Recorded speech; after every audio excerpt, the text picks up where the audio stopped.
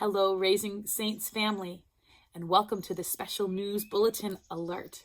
Yes, an alert, and yes, very special, because we are preparing to enter into Holy Week, the holiest week of our Catholic calendar, as we begin to prepare to celebrate the passion, death, and resurrection of our Lord Jesus Christ, the very source of our Catholic faith and identity.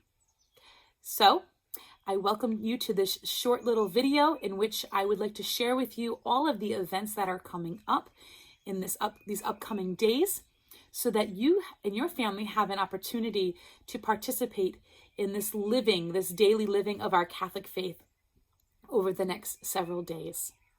Tomorrow, Friday, March 26th, our young people will present the living stations of the cross in our church. It is a beautiful and prayerful presentation on the stations, the way of the cross, and I highly recommend it, if you've never experienced it, to join us for this beautiful event, which is family friendly for all ages. And again, that will be presented at 7:30 p.m. in our church, and it will also be live streamed on our YouTube channel if you can't join us in person. So I invite you to join us tomorrow night as we present that for you on this last Friday of Lent.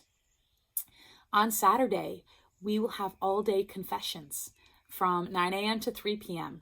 And there are still spots available for you to take advantage of this beautiful sacrament, especially as we bring this Lenten season to an end and prepare to enter into Easter. What a great time to receive the sacrament of reconciliation. And no matter how long it's been, it is never too late to run to God for his love, mercy, and his forgiveness. As one of the precepts of our church, one of those things that we need to do every year as a Catholic in good standing is to receive the sacrament of reconciliation at least once a year. So if you haven't done that yet this year, I highly encourage you, go on to our website at www.stphilip.com and sign up for you, yourself, your spouse, your children to go to confession together as a family this Saturday. Sunday, we celebrate Palm Sunday in our church, and all of our regular masses will be held in which we actually receive palms this year. They will be blessed, and we will celebrate singing Hosanna to the King of Kings. Of course, our regular masses, 4 p.m. Saturday Vigil, 8 a.m., 9:30 a.m., 11:30 a.m., and then 6 p.m. in the church on Sunday. On Tuesday, we will celebrate Tenebrae, the Liturgy of the Shadows, it's called, in which we will reflect on Scripture and with music, really preparing us to enter into the Holy Triduum.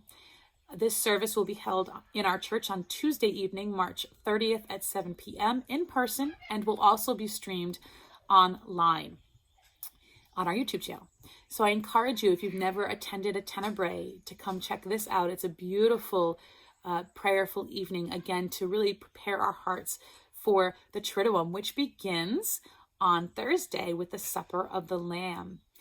And we will begin Thursday, and what's so beautiful about the Triduum, Triduum being three days, is it begins on Thursday, and it doesn't actually end until Saturday.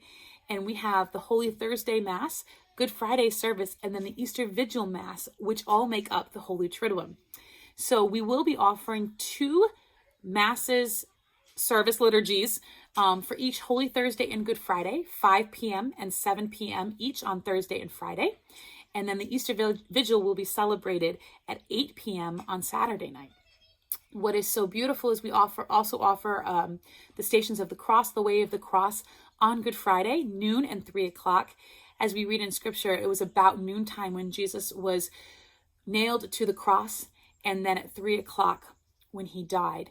And one of the beautiful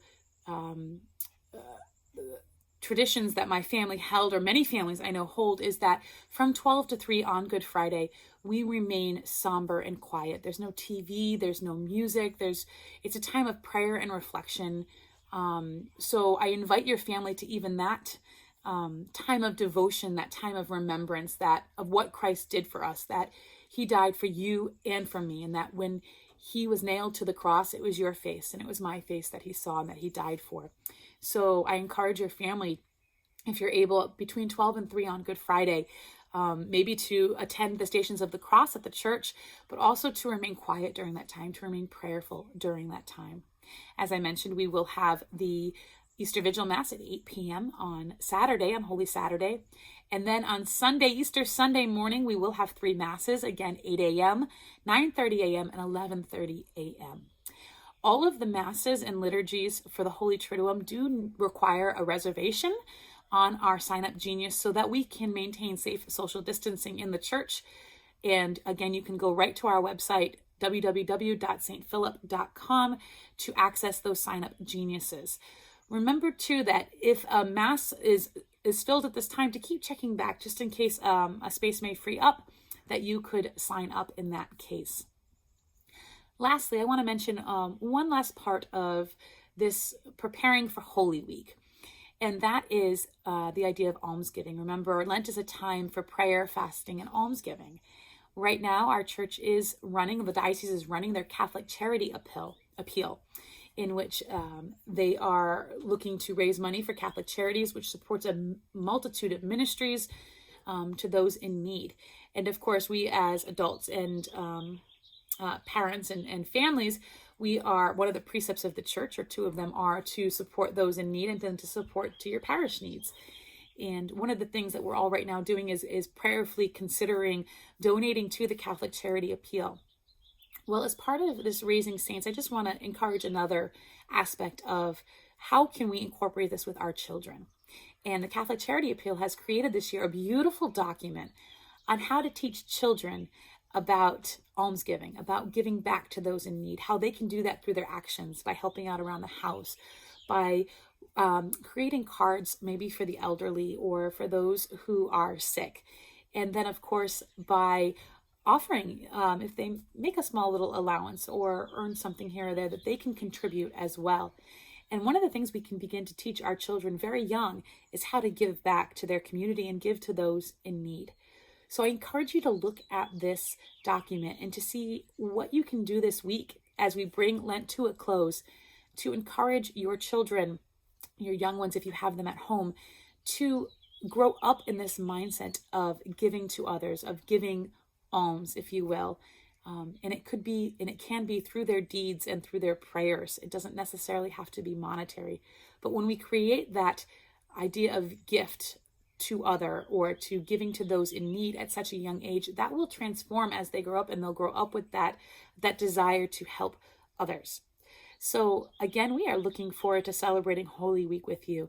And what a great week to practice living our faith each and every day.